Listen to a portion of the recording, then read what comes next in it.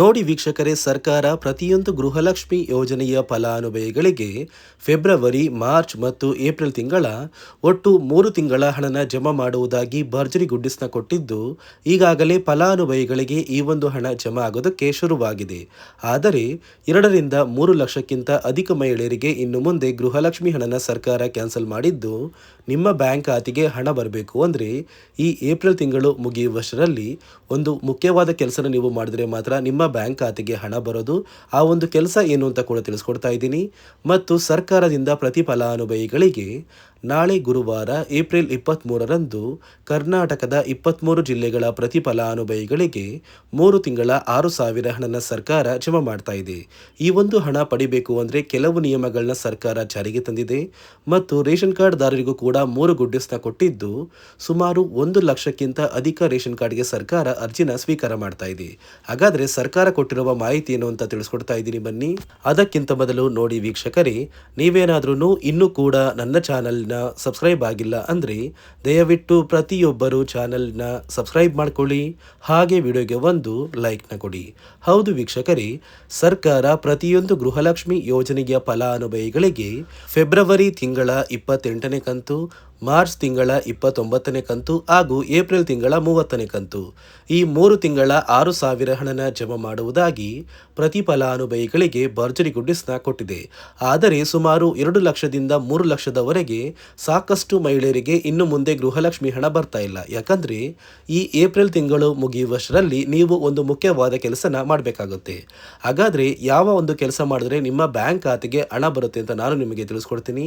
ಅದಕ್ಕಿಂತ ಮೊದಲು ನೋಡಿ ವೀಕ್ಷಕರೇ, ನಾಳೆ ಗುರುವಾರ ಏಪ್ರಿಲ್ 23ರಂದು ಕರ್ನಾಟಕದ ಯಾವ 23 ಜಿಲ್ಲೆಗಳಿಗೆ ಸರ್ಕಾರ 3 ತಿಂಗಳ ಗೃಹಲಕ್ಷ್ಮಿ ಯೋಜನೆಯ 6,000 ಹಣನ ಜಮಾ ಮಾಡ್ತಾ ಇದೆ ಅಂದರೆ, ಮೊದಲಿಗೆ ಬಾಗಲಕೋಟೆ, ಬೆಳಗಾವಿ, ವಿಜಯಪುರ, ಧಾರವಾಡ, ಗದಗ, ಹಾವೇರಿ, ಉತ್ತರ ಕನ್ನಡ, ಬಳ್ಳಾರಿ, ಬೀದರ್, ಕಲಬುರಗಿ, ಕೊಪ್ಪಳ, ರಾಯಚೂರು, ಯಾದಗಿರಿ, ವಿಜಯನಗರ, ಚಾಮರಾಜನಗರ, ಚಿಕ್ಕಮಗಳೂರು, ದಕ್ಷಿಣ ಕನ್ನಡ, ಹಾಸನ, ಕೊಡಗು, ಮಂಡ್ಯ, ಮೈಸೂರು, ಉಡುಪಿ, ಬೆಂಗಳೂರು ನಗರ, ಬೆಂಗಳೂರು ಗ್ರಾಮಾಂತರ, ರಾಮನಗರ, ಚಿಕ್ಕಬಳ್ಳಾಪುರ, ಚಿತ್ರದುರ್ಗ, ಶಿವಮೊಗ್ಗ ಮತ್ತು ತುಮಕೂರು, ಈ ಜಿಲ್ಲೆಗಳ ಪ್ರತಿಯೊಂದು ಫಲಾನುಭವಿಗಳಿಗೆ ಸರ್ಕಾರದಿಂದ ಒಟ್ಟು 3 ತಿಂಗಳ ಗೃಹಲಕ್ಷ್ಮಿ ಯೋಜನೆಯ 6,000 ಹಣ ಜಮಾ ಆಗ್ತಾ ಇದೆ.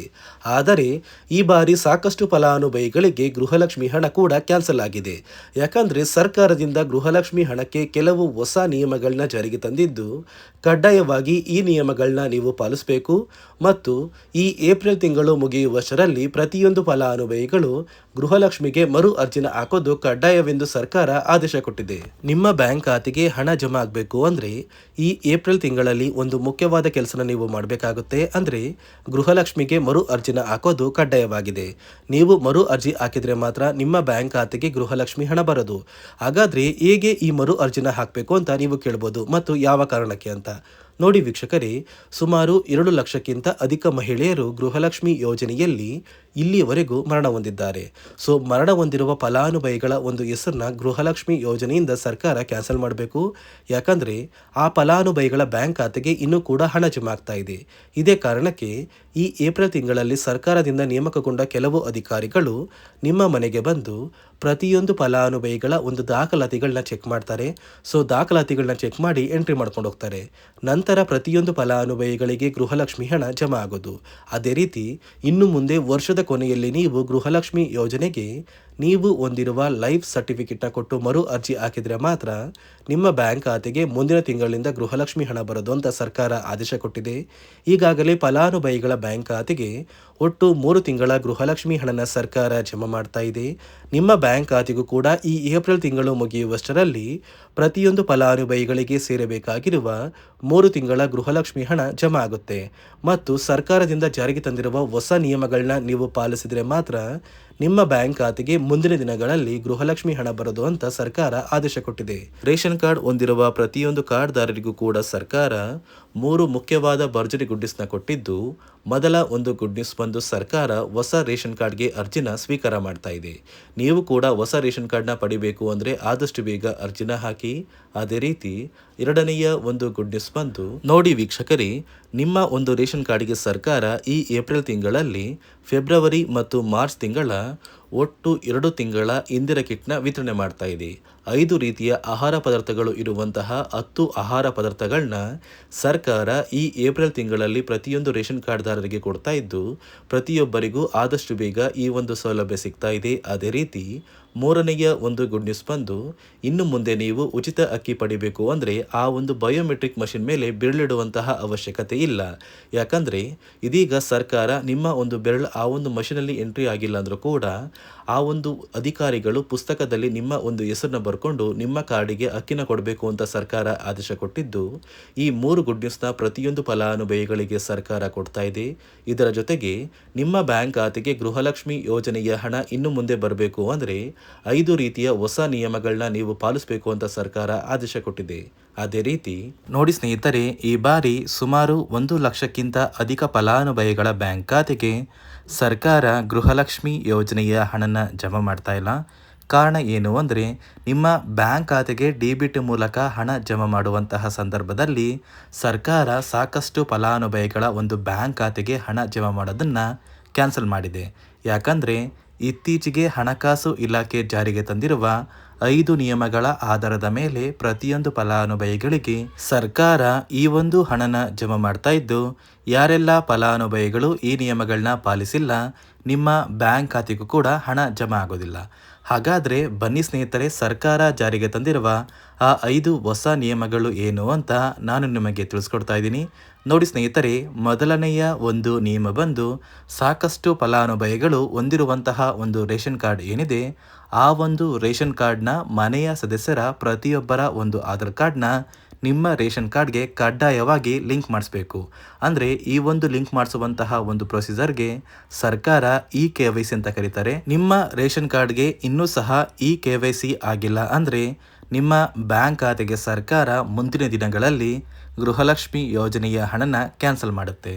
ಅದೇ ರೀತಿ ಎರಡನೆಯ ಒಂದು ನಿಯಮ ಬಂದು, ಸಾಕಷ್ಟು ಫಲಾನುಭವಿಗಳು ಕಳೆದ 3 ತಿಂಗಳಿಂದ ಸರ್ಕಾರದಿಂದ ಬರ್ತಾ ಇರುವಂತಹ ಒಂದು ರೇಷನ್ ಏನಿದೆ, ಅಂದರೆ ಉಚಿತ ಅಕ್ಕಿ ಏನಿದೆ, ಈ ಒಂದು ರೇಷನ್ನ ಪಡ್ಕೋತಾ ಇಲ್ಲ. ಒಂದು ವೇಳೆ ಕಳೆದ 3 ತಿಂಗಳಿಂದ ನೀವು ರೇಷನ್ನ ಪಡ್ಕೊಂಡಿಲ್ಲ ಅಂದರೆ ಸರ್ಕಾರ ನಿಮ್ಮ ಬಳಿ ಇರುವಂತಹ ಒಂದು ರೇಷನ್ ಕಾರ್ಡ್ನ ಕ್ಯಾನ್ಸಲ್ ಮಾಡುತ್ತೆ. ನಿಮ್ಮ ರೇಷನ್ ಕಾರ್ಡ್ನ ಸರ್ಕಾರ ಕ್ಯಾನ್ಸಲ್ ಮಾಡಿದ್ರೆ ನಿಮ್ಮ ಬ್ಯಾಂಕ್ ಖಾತೆಗೆ ಗೃಹಲಕ್ಷ್ಮಿ ಯೋಜನೆಯ ಹಣ ಇರ್ಬೋದು ಮತ್ತು ಸರ್ಕಾರದಿಂದ ಬರುವಂತಹ ಒಂದು ಸೌಲಭ್ಯಗಳನ್ನ ನೀವು ಕಳ್ಕೋಬೇಕಾಗುತ್ತೆ.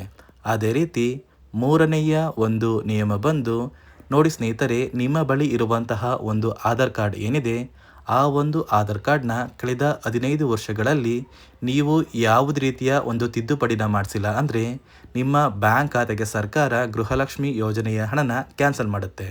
ಯಾಕಂದರೆ ಸರ್ಕಾರದಿಂದ ಬಂದಿರುವಂತಹ ಒಂದು ಆದೇಶದ ಪ್ರಕಾರ ಪ್ರತಿಯೊಂದು ಫಲಾನುಭವಿಗಳು ಕಳೆದ 15 ವರ್ಷಗಳಲ್ಲಿ ಯಾವುದೇ ರೀತಿಯ ಒಂದು ತಿದ್ದುಪಡಿನ ನಿಮ್ಮ ಆಧಾರ್ ಕಾರ್ಡ್ಗೆ ನೀವು ಮಾಡಿಸಿಲ್ಲ ಅಂದರೆ ಕಡ್ಡಾಯವಾಗಿ ಆದಷ್ಟು ಬೇಗ ನಿಮ್ಮ ಆಧಾರ್ ಕಾರ್ಡ್ಗೆ ತಿದ್ದುಪಡಿನ ಮಾಡಿಸಿ. ಅದೇ ರೀತಿ 4ನೆಯ ಒಂದು ನಿಯಮ ಬಂದು, ನಿಮ್ಮ ಕುಟುಂಬದ ಒಂದು ವಾರ್ಷಿಕ ಆದಾಯ 7 ಲಕ್ಷಕ್ಕಿಂತ ಕಡಿಮೆ ಇರಬೇಕು. ಒಂದು ವೇಳೆ ನಿಮ್ಮ ಕುಟುಂಬದ ವಾರ್ಷಿಕ ಆದಾಯ 7 ಲಕ್ಷಕ್ಕಿಂತ ಜಾಸ್ತಿ ಇದ್ದರೆ ನಿಮ್ಮ ಬ್ಯಾಂಕ್ ಖಾತೆಗೆ ಸರ್ಕಾರ ಗೃಹಲಕ್ಷ್ಮಿ ಯೋಜನೆಯ ಹಣನ ಕ್ಯಾನ್ಸಲ್ ಮಾಡುತ್ತೆ. ಅದೇ ರೀತಿ 5ನೆಯ ಒಂದು ನಿಯಮ ಬಂದು, ನಿಮ್ಮ ಕುಟುಂಬದ ಸದಸ್ಯರು ಅಥವಾ ಗೃಹಲಕ್ಷ್ಮಿ ಯೋಜನೆಯ ಫಲಾನುಭವಿಗಳು ಯಾರು ಕೂಡ ಸರ್ಕಾರಿ ನೌಕರರಾಗಿ ಕಾರ್ಯನಿರ್ವಹಿಸ್ತಾ ಇರಬಾರ್ದು. ಒಂದು ವೇಳೆ ನಿಮ್ಮ ಕುಟುಂಬದಲ್ಲಿ ಯಾರೇ ಆಗಿದ್ರೂ ಸರ್ಕಾರಿ ನೌಕರರಾಗಿ ಕಾರ್ಯನಿರ್ವಹಿಸ್ತಾ ಇದ್ದರೆ ನಿಮ್ಮ ಬ್ಯಾಂಕ್ ಖಾತೆಗೆ ಗೃಹಲಕ್ಷ್ಮಿ ಯೋಜನೆಯ ಹಣ ಕ್ಯಾನ್ಸಲ್ ಆಗುತ್ತೆ.